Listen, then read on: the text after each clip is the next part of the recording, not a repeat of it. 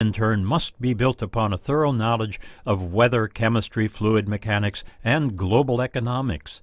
The 1990 predictions were pretty good, although somewhat conservative. Predictions are better now. To gain just an inkling of the complexity, let's look again at rising sea levels. The overall rise reflects the ice cap melting that we're all seeing, although part of the rise comes from thermal expansion of warming oceans. But that net value is an average of larger local sea level variations. The tectonic plates upon which we live rise and fall relative to one another. Since Louisiana and Texas are dropping, we see sea level rising sharply. But Alaska is rising, so Alaskans see their sea level dropping. New Orleans might go under while Anchorage remains dry, or rising sea levels might catch up with tectonic subsidence and flood both. In any case, we are faced with climate change, and it's hard to doubt that we play a significant role in that change. Nor can one reasonably doubt the importance of reducing consumption, waste, and emissions while we look for better information, while we focus not on the people we like or dislike, but on the data. I'm John Lienhardt at the University of Houston, where we're interested in the way inventive minds work. A transcript of this Engines of Our Ingenuity episode number 2219 is online at uh.edu/engines.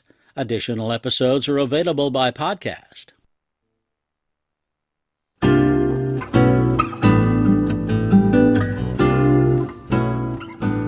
8:52. It's Monday morning here on KSJE. Time for our Monday Reboot segment. That's when I get to talk technology every week with Lewis Campbell from Cintigy Computer Systems. He is joining us live this morning. There he is.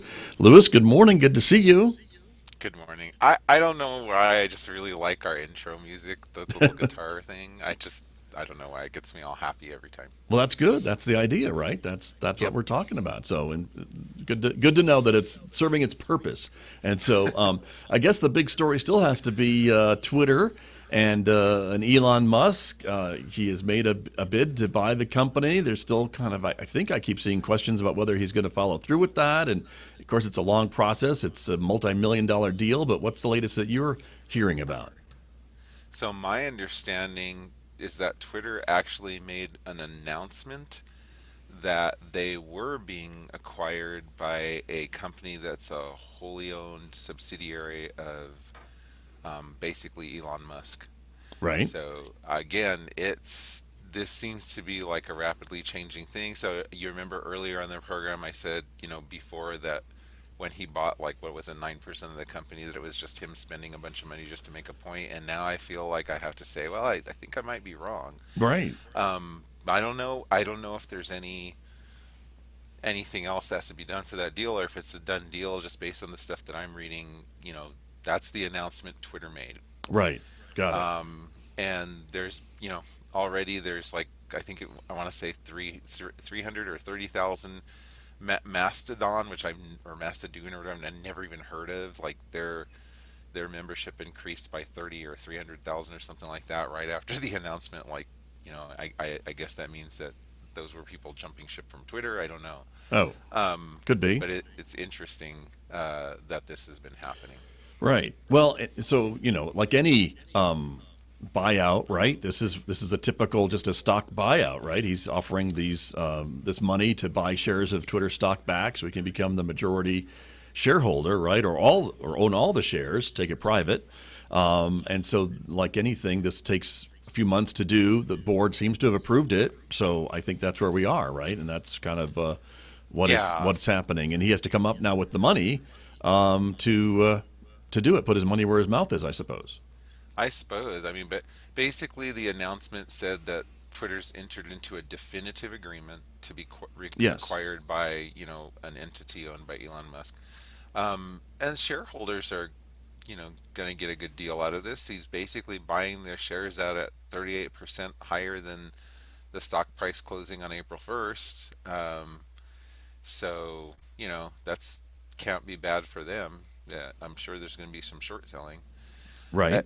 I think the biggest question right now is, assuming that the deal does go through and that, Elon Musk actually goes completely through with it, So what does it mean for Twitter, right? And a lot of what Musk has been talking about, a lot of the criticisms he's had and other things he's been talking about have to do with, him making comments about free speech. Yes. On Twitter, and a lot of people may or may not know his political leanings, but so there's folks that are extrapolating that what he may do with this is to cut back on Twitter's banning of certain people, and maybe allow more of all kinds of different opinions on Twitter or whatever you want to call it.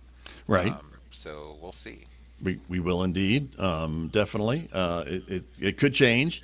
It could spark some regulation from the federal government, I suppose. That is always a realm of possibility. They have not wanted to get involved in kind of regulating social media. They've asked the companies, I think, to kind of do it themselves to some degree of success or not, depending on where you are. But we'll see. We'll see what happens. But I think this definitive agreement has to take place between now and I think October. They have several months to figure out all the details, right, of how this is going to work and to make it finish by sometime 6 months from now or so.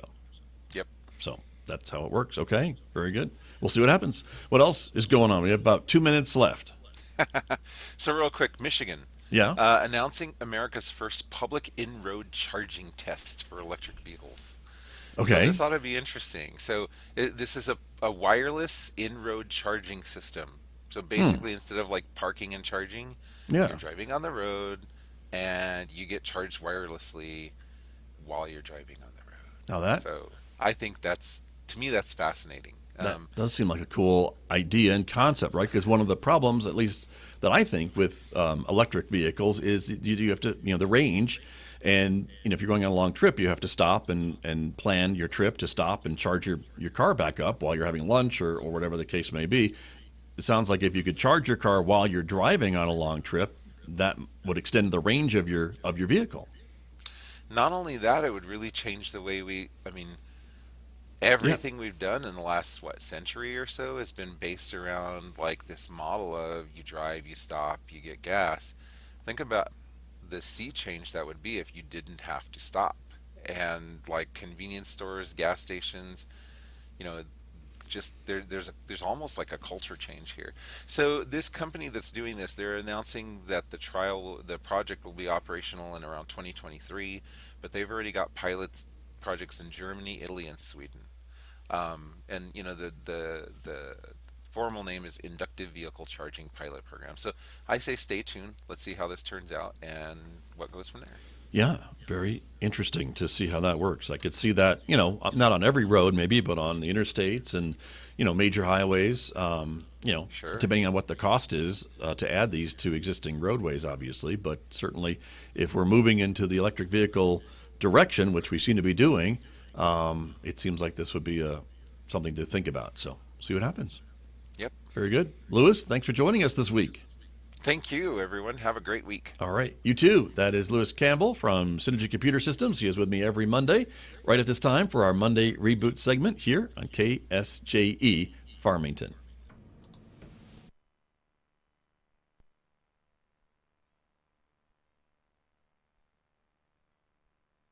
KSJE is supported by the Farmington Civic Center, bringing a full slate of entertainment to Farmington and San Juan County. The Interactive Art of Artrageous, Saturday, May 21st at 7:30 p.m. The Farmington Civic Center, 200 West Arrington in downtown Farmington. Find out more online at fmtn.org/shows.